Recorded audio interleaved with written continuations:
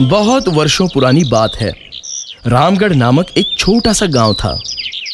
उन दिनों छोटे बच्चे चुराने वाले लोगों ने परेशान कर रखा था। उसी गांव में रमेश नाम का एक आदमी उसकी लाडली बेटी खुशी के साथ रहता था। खुशी सिर्फ 3 साल की थी। उसकी पत्नी गुजरने के बाद रमेश ही उसकी देखभाल करता रहता था। एक दिन की बात है, रमेश घर में कुछ काम कर रहा था और तभी उसकी बेटी खुशी आंगन में खेल रही थी। बच्चे चोरी करने वाली टोली में से एक चोर उसके घर के पास आया। उसने देखा कि खुशी आंगन में खेल रही है और आसपास में कोई भी नहीं है। वो तुरंत खुशी के पास गया और उसने खुशी को एक चॉकलेट दिया और झट से उसे उठाकर अपनी गोद में लेकर वहां से चला गया। इधर रमेश का काम खत्म होने के बाद रमेश ने खुशी को हाक मारी, पर कोई जवाब नहीं आया। फिर रमेश घर के बाहर जाकर देखता है तो उसे खुशी कहीं भी नजर नहीं आती। वो उसे ढूंढने लगता है। वो गांव के एक आदमी से पूछता है, क्या तुमने मेरी बेटी को कहीं देखा है? नहीं रमेश, मैंने तो कहीं नहीं देखा, वो आदमी बोलता है। फिर रमेश आगे जाकर एक औरत से पूछता है, बहना, क्या तुमने यहां से जाते किसी छोटी लड़की को देखा है? वो औरत कहती है, नहीं भैया, पर मैंने एक आदमी की गोद में छोटी सी लड़की देखी और वो उस तरफ गए हैं। रमेश दौड़ते दौड़ते उस दिशा में जाता है। वो समझ जाता है कि उसकी बेटी को चोर ने उठा लिया है।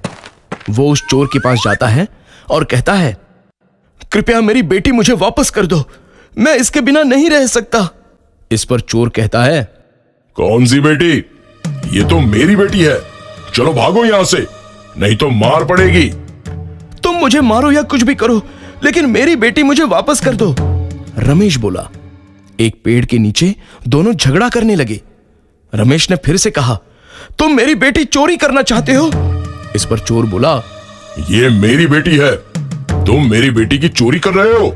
ये मेरी बेटी है, जब से इसकी मां गुजर गई तब से मैंने मेरी बेटी को बड़े लाड प्यार से पाला है, रमेश बोला। मैं झूठ बोल रहा हूं या तुम? चोर ने कहा, मैं अपनी बेटी के लिए झूठ क्यों बोलूंगा? ये सच में मेरी बेटी है, इसे मेरे हवाले कर दो, रमेश ने कहा। इन दोनों का झगड़ा सुन सारे गांव वाले वहां पर जमा हो गए।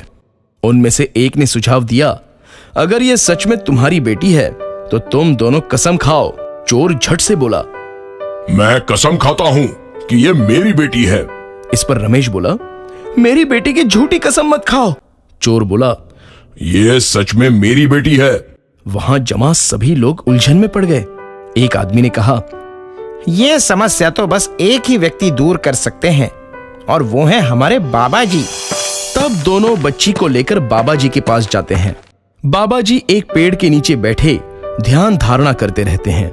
रमेश ने बाबा जी से कहा, बाबा जी देखो, ये मेरी बेटी को अपनी बेटी कह रहा है।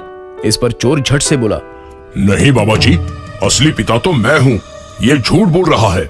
इस पर बाबा जी बोले, इसका उपाय बहुत ही आसान है। ये छड़ी लो और तुम दोनों इस बच्ची को 10-10 छड़ियां मारो, फिर मैं बताऊंगा असली बाप कौन है। ऐसा कहते ही चोर ने वो छड़ी ली और उस बच्ची को मारने लगा। बच्ची जोर जोर से चिल्लाने लगी, फिर भी वो मारता रहा। 10 छड़ियां मारने के बाद ही उसने दम लिया। फिर रमेश की बारी आई। उसने वो छड़ी ली और बच्ची को मारने लगा। 1, 2, 3। बच्ची जोर से रोने लगी। उसे रोता हुआ देख रमेश ने छड़ी मारना छोड़ दिया और बाजू में जाकर वहीं छड़ी से खुद को मारने लगा। चोर जोर से बोलने लगा, मैं ही इस बच्ची का बाप हूं।